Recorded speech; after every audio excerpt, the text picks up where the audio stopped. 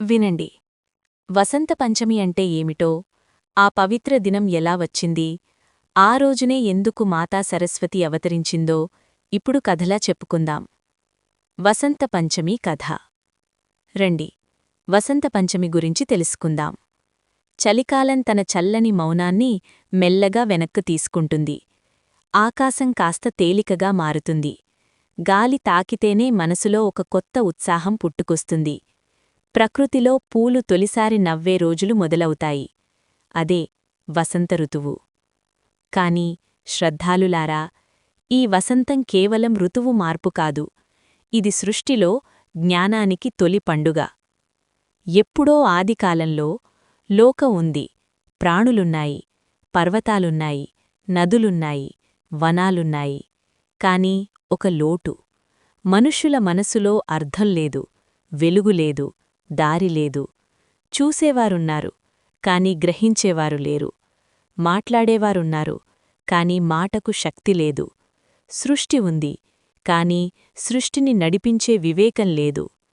ఆ సమయంలో బ్రహ్మదేవుడు, సృష్టికర్త, ఒక గంభీర ఆలోచనలో పడ్డాడు. సృష్టి నిలబడాలంటే, ధర్మం నిలబడాలంటే జ్ఞానం అనే దీపం వెలగాలి, వాక్కు అనే ప్రవాహం రావాలి, శాస్త్రం అనే క్రమం ఏర్పడాలి అని భావించి బ్రహ్మదేవుడు తపస్సులో కూర్చున్నాడు. ఆ తపస్సు సాధారణం కాదు, అది లోకాల కోసం చేసిన మహాసంకల్పం. అందులోంచి ఒక్కో మంత్రం ఉచ్చరించినప్పుడల్లా అంధకారం కదిలింది, అజ్ఞానం కంపించింది, సృష్టి లోతుల్లో ఒక దివ్య తేజస్సు ఉప్పొంగింది. అప్పుడు ఆ తేజస్సు నెమ్మదిగా ఒక రూపం దాల్చింది.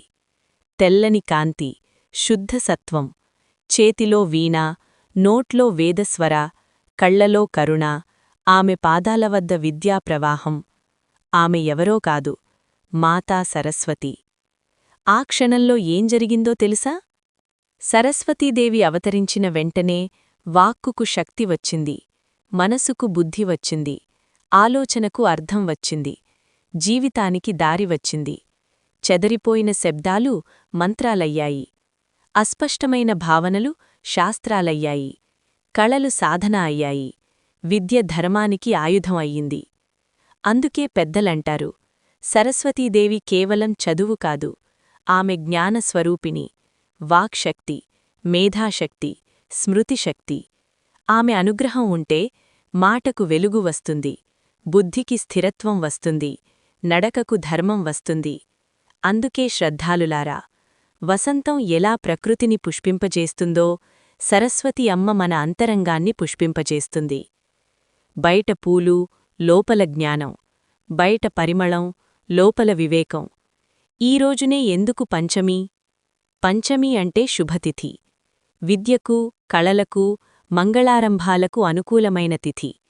అందుకే ఆ దినం వసంత పంచమిగా నిలిచింది. వసంత ఋతువు మొదటి మంగళహారం, సరస్వతి అమ్మకు అర్పించే తొలి వందనం. కాబట్టి వసంత పంచమి అంటే ప్రకృతిలో వసంతం ప్రారంభం, మనసులో జ్ఞానోదయం ప్రారంభం. అమ్మను స్మరించిన వారికి ఏమి ఫలం? అజ్ఞానం తగ్గుతుంది, బుద్ధి ప్రకాశిస్తుంది, మాట పవిత్రమవుతుంది, జ్ఞానం ధర్మంగా మారుతుంది. ఇది వసంత పంచమి కథ. ఇది మాతా సరస్వతి అవతరణ మహిమ.